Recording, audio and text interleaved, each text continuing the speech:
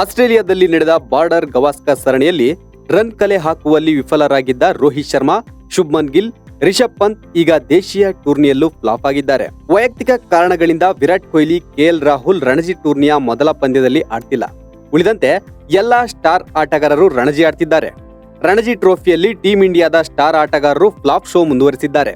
Local ಬೌಲರ್ಗಳ ಎದುರು ಸಹ run ಕಲೆ ಹಾಕುವಲ್ಲಿ ಆಟಗಾರರು ಪರದಾಟ ನಡೆಸುತ್ತಿದ್ದಾರೆ. ಫಾರ್ಮ್ ಕಂಡುಕೊಳ್ಳಲು ರಣಜಿ ಟ್ರೋಫಿ ಆಡಿದರೆ ಇಲ್ಲಿಯೂ ನಿರಾಸೆ ಆಟಗಾರರನ್ನ ಬಿಗಿದಪ್ಪಿಕೊಂಡಿದೆ. ಯಾವ ಸ್ಟಾರ್ ಆಟಗಾರನೂ ಸಹ ದೊಡ್ಡ ಇನ್ನಿಂಗ್ಸ್ ಕಟ್ಟಲೇ ಇಲ್ಲ. ಸಿಂಗಲ್ ಡಿಜಿಟ್ ನಲ್ಲೇ ಆಟ ಮುಗಿಸಿದ್ದಾರೆ. ಟೀಂ ಇಂಡಿಯಾದ ನಾಯಕ ರೋಹಿತ್ ಶರ್ಮಾ ಮುಂಬೈ ತಂಡದ ಪರ ಇನ್ನಿಂಗ್ಸ್ ಆರಂಭಿಸಿದರು. ಇವರು ಸಹ ರಣಜಿ ಟ್ರೋಫಿ ಪಂದ್ಯದಲ್ಲಿ ಜಮ್ಮು ಕಾಶ್ಮೀರ ವಿರುದ್ಧ ಬಿಗ್ ಇನ್ನಿಂಗ್ಸ್ ಕಟ್ಟುವಲ್ಲಿ ವಿಫಲರಾದ್ರು. ಜಸ್ಟ್ 19 ಎಸೆತಗಳನ್ನ ಎದುರಿಸಿ 3 ರನ್ ಬಾರಿಸಿ ಔಟ್ ಆದ್ರು.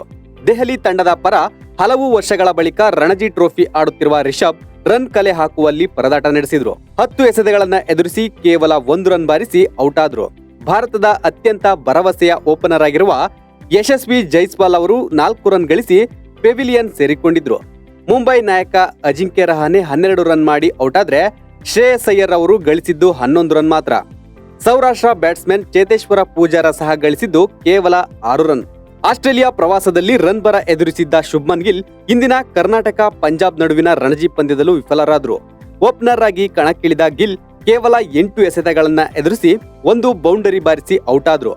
ಭರ್ಜರಿ ಬೌಲಿಂಗ್ ಮಾಡಿದ ಕರ್ನಾಟಕದ ಹುಡುಗರು 55 ರನ್ಗೆ ಪಂಜಾಬ್ ತಂಡವನ್ನ ಆಲ್ಔಟ್ ಮಾಡಿದ್ರು. ವಿಜಯ್ ಹಜಾರೆ ಟೂರ್ನಿಯ ಫೈನಲ್ ಹೀರೋ ಆರ್ ಸ್ಮರಣ್ ಭರ್ಜರಿ ಅರ್ಧಶತಕ ಬಳಿಕ ಭಾರೀ ಮುನ್ನಡೆ ಗಳಿಸಿದೆ. ಗೆಲ್ಲಲೇಬೇಕಾದ ಅನಿವಾರ್ಯತೆಯಲ್ಲಿರುವ ಕರ್ನಾಟಕ ಮುನ್ನಡೆ ಗಳಿಸಿರೋದು ಖುಷಿಯ ವಿಚಾರವಾದರೂ ಟೀಂ ಇಂಡಿಯಾದ ಸ್ಟಾರ್ ಆಟಗಾರರೇ ವೈಫಲ್ಯ ಅನುಭವಿಸುತ್ತಿರುವುದು ಅಭಿಮಾನಿಗಳಿಗೆ ಕೊಂಚ ನಿರಾಸೆ ಮೂಡಿಸಿದೆ.